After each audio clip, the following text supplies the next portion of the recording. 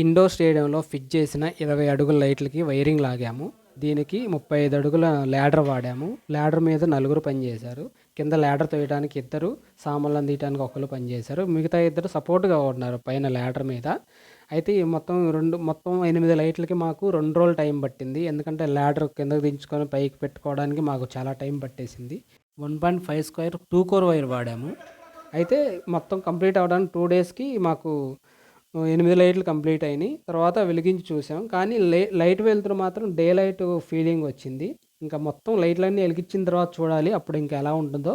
ఒకసారి చూడండి, వెలుతురు మాత్రం డే లైట్ లాగానే ఉంది యాజ్ ఇట్ ఈజ్గా.